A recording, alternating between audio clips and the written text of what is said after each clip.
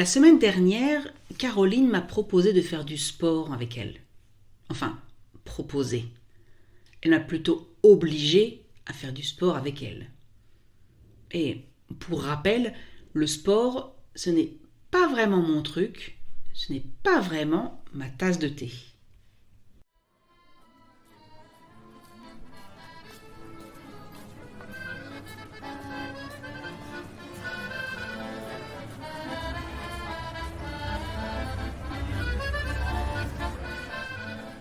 Bonjour et bienvenue à French to Go. Welcome to French to Go. Suivez-moi et mes amis sur ce podcast en français pour pratiquer le vocabulaire quotidien. Follow me and my friends in this podcast in French to practice daily vocabulary.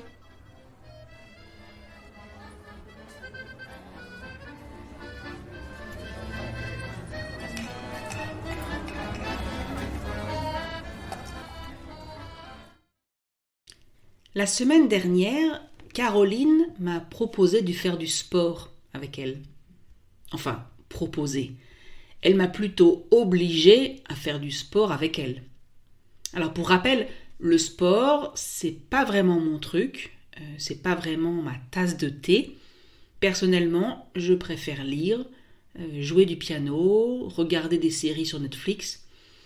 Et la chose que je fais et qui se rapproche le plus du sport, c'est une promenade le week-end au parc ou parfois dans la nature. Mais bon, pour Caroline, c'est clairement pas du sport. Pour rappel, Caroline, elle, est une grande sportive. Elle adore courir et avant sa grossesse, elle faisait aussi régulièrement de la boxe. Elle a continué à courir pendant les premiers mois de grossesse et puis elle s'est mise à la marche quand c'est devenu un peu trop dur. Alors comprenez, quand elle est devenue un peu plus lourde, un peu trop lourde. Et elle a aussi commencé la natation, toujours pour les mêmes raisons. C'est pas dangereux pour le bébé et dans l'eau, on se sent plus légère. Mais bon, voilà. L'ennui est que... Alors, pour moi, c'est un ennui. Pas pour Caroline, bien sûr. Ennui, ici, ça veut dire problème, d'accord ? Un souci. Donc, l'ennui, c'est que Caroline a accouché en août. Ça veut dire il y a 5 mois. Waouh, c'est incroyable comme le temps passe vite. Et donc, elle a fait ses séances de rééducation du périnée. Et maintenant qu'elle a trouvé ses marques avec le bébé, donc ça veut dire qu'elle a mis en place des habitudes, elle dort mieux, elle est moins dépassée, elle a une vie plus organisée. Donc elle a trouvé ses marques et elle se sent prête, physiquement et mentalement, à se remettre au sport. Elle m'a même dit que son corps le réclamait. Réclamer, ça veut dire demander. Je ne crois pas avoir connu une telle sensation. Que mon corps me réclame du sport ? Chez moi, c'est plutôt le contraire. Mon corps a plutôt tendance à me réclamer du calme, du repos, de m'asseoir dans le fauteuil avec un thé et un bon livre. Bon, j'en conclus que Caroline et moi, on ne doit pas être faites pareil. Alors, comprenez-moi bien, je ne suis pas contre le sport. Je suis tout à fait consciente des bienfaits du sport. Donc, de ce que le sport peut apporter de bon. Et je dois même avouer qu'après une séance de sport, je me sens peut-être fatiguée, mais au fond de moi, je me sens bien, je me sens mieux. Et je sais que je devrais faire plus de sport. Enfin, que je devrais faire du sport, tout court. Donc, quand Caroline m'a proposé de faire du sport avec elle, je n'ai pas tout de suite répondu non.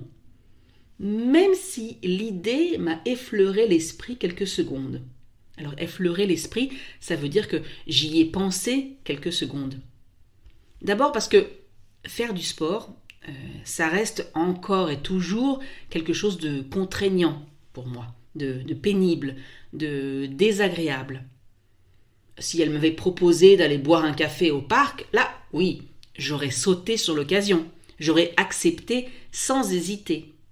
Mais là... Ensuite, je sais que Caroline est une grande sportive dans l'âme, au fond d'elle. Donc, Quand elle me propose d'aller courir, ce n'est pas pour faire 2 km à un rythme proche de la marche. Non, c'est courir 10 km en 1 heure. Vous comprendrez pourquoi je suis un peu hésitante. La dernière raison pour laquelle je n'ai pas dit oui tout de suite, c'est parce que Caroline va à fond dans tout ce qu'elle entreprend. Alors, aller à fond, ça veut dire qu'elle ne fait pas les choses à moitié. Elle met beaucoup d'efforts dans tout ce qu'elle fait. C'est souvent très bien, ça l'aide dans son boulot, son travail, et elle est d'ailleurs un médecin très apprécié. Mais quand il s'agit de faire du sport, et avec moi, en fait, j'ai tout de suite imaginé le pire. J'ai visualisé un planning avec des séances chaque jour, de la course, bien sûr, mais aussi des abdominaux, de l'aérobic, un régime alimentaire strict, etc., etc. Alors d'abord, Caroline m'a tout d'abord fait remarquer qu'on n'utilise plus vraiment le mot aérobic. C'est plutôt fitness, et même ça, c'est un terme générique. Il y a tellement d'activités possibles de cardio aujourd'hui. Ensuite, elle m'a rassurée. Elle aussi, elle veut commencer lentement. Elle est encore bien occupée avec son bébé et elle sent aussi que son corps n'a pas retrouvé la forme d'avant sa grossesse. Donc, elle m'a proposé de faire de la course en fractionné. Alors ça veut dire alterner des périodes rapides à des périodes plus lentes. Elle m'a même dit qu'on pourrait commencer par un mélange de marche rapide et de course. Jusque-là, tout va bien. Et puis, elle m'a parlé de séances courtes d'abdos fessiers. Alors, les abdos fessiers, c'est pour faire travailler les muscles autour du ventre et autour des fesses. Abdos fessiers. Donc, de séances courtes d'abdos fessiers, de pilates, de stretching, des étirements, de yoga. Je comprenais toujours de quoi elle parlait, mais même si ça commençait à me plaire un peu moins. Elle a enchaîné, ça veut dire qu'elle a continué avec tout un tas de mots anglais, alors les burpees, les squats, les jumping jacks, etc., etc. Et alors là, je me suis sentie complètement perdue et assez anxieuse, je vous l'avoue.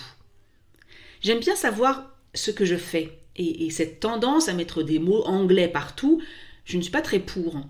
Alors je sais, ces exercices viennent surtout des États-Unis et on va encore me dire que je suis une Française patriotique, très attachée à sa langue et qui se bat contre l'invasion de la langue anglaise, pour être plus précis, la langue américaine.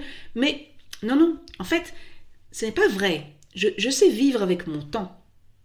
Mon univers quotidien est entouré de mots anglais, notamment dans le domaine de l'informatique. Internet, mon ordinateur, les réseaux sociaux, etc. Enfin, c'est sans doute parce que je me suis habituée. Mais les burpees et autres, ça ne me dit rien. Ou plutôt, si, ça me dit quelque chose. Burp en anglais, ça veut dire rôter, non ? Donc, ça n'a rien à voir avec l'exercice physique qu'on appelle burpee, ou alors je me trompe. Bref, j'ai dit à Caroline, on va y aller doucement. On va commencer par faire de la course alternée avec de la marche rapide 2 fois par semaine. À mon grand étonnement, elle a accepté. Elle a juste dit que c'est important d'ajouter 1 ou 2 séances courtes d'une activité plus calme, mais qui fait travailler les muscles en profondeur, donc du yoga ou du pilates par exemple, et des étirements. Au départ, je n'ai rien dit parce que je comprends l'intérêt de ces exercices.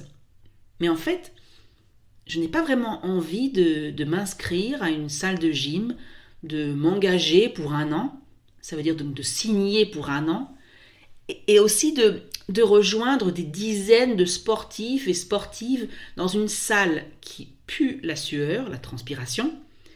Alors, je sais que beaucoup de gens aiment ça, être avec d'autres personnes, un instructeur qui donne la pêche et de la musique techno à fond. Donner la pêche, ça veut dire donner de l'énergie pour qu'on se sente en forme. Ça entraîne, c'est vrai, ça motive. On dépasse souvent plus ses limites quand on est accompagné d'autres personnes. Mais voilà, Moi, ce n'est pas mon truc. Je ne sais pas vraiment vous expliquer pourquoi. Je crois tout simplement que j'aime faire du sport au calme. Et là, Caroline, m'a parlé des séances en ligne. En fait, il y a plein de vidéos sur Internet, notamment sur YouTube, et on peut trouver tout ce qu'on veut. Il y a des vidéos de yoga, de pilates, d'abdos, pour muscler ses bras, pour muscler ses jambes, pour débutants, pour ceux et celles qui font du sport 5 fois par semaine, pour ceux qui veulent en baver. Alors en baver, ça veut dire souffrir, oui, se donner beaucoup de mal. Si, non, je vous assure, il y a des gens qui, intentionnellement, se mettent en tenue de sport, cliquent sur une vidéo de 30 minutes de, je cite, c'est véridique, cardio extrême brûle-graisse intensif. Alors, le côté brûle-graisse, pourquoi pas? J'imagine que beaucoup de femmes n'ont que ce mot en tête, surtout à l'approche de l'été. Mais cardio, extrême et intensif, alors déjà les 3 séparément, ça donne pas vraiment envie, mais alors les 3 ensemble, je ne vous dis pas. Bon, évidemment, tout ça c'est personnel et je félicite les gens qui suivent ces vidéos. Après tout, il faut de tout pour faire un monde. Jolie expression, non? Bon, donc, Caroline nous a fait un programme, un emploi du temps. Ça veut dire qu'elle a tout noté sur un agenda commun, donc un agenda électronique qu'on partage les mois. Et ça, franchement, ça a tout changé. Parce que jusqu'à présent, quand je me lançais dans un nouveau truc, donc une nouvelle habitude, du sport, une nouvelle activité, ça restait dans ma tête. Et donc, passé les premiers jours, je me trouvais toujours des excuses pour repousser l'activité en question. J'ai trop de boulot cette semaine, je me sens pas en forme, j'ai des amis qui viennent manger, je dois absolument préparer ce cours, etc., etc. En fait, la nouvelle activité passait toujours après le reste. Là, Caroline m'a clairement expliqué que les séances d'abdos, de pilates et de course étaient dans notre agenda au même niveau que mon rendez-vous chez le dentiste et mon cours de français avec mes étudiants de niveau intermédiaire. Et donc, je ne pouvais pas me permettre de les rater. Tout comme je n'aurais pas l'idée de me dire ah bah non, aujourd'hui j'ai la flemme, j'ai pas le courage d'aller chez le dentiste, je vais remettre ça à demain ou à la semaine prochaine. Alors, le bilan de la semaine? Eh ben, je suis fière de moi et de nous deux. On a couru 2 fois et avec la météo cette semaine, on a de quoi être fiers. On a fait ensemble une séance d'abdos et une séance de pilates chez elle, dans le salon, avec YouTube en grand sur sa télé. J'ai même fait 2 fois de la méditation, seule, le matin, au réveil. Alors, bien sûr, j'ai eu du mal, surtout pour courir et pour certains exercices d'abdos. Et les 2 premiers jours, j'ai eu des courbatures dans les jambes. Mais ça m'a fait tellement de bien, physiquement d'abord, notamment au niveau de la digestion, mais aussi mentalement. Ouais, je suis de bien meilleure humeur, je me sens énergique, j'ai envie de commencer plein de choses. Bref, j'ai pris une grande bouffée de bien-être. Alors, merci Caroline.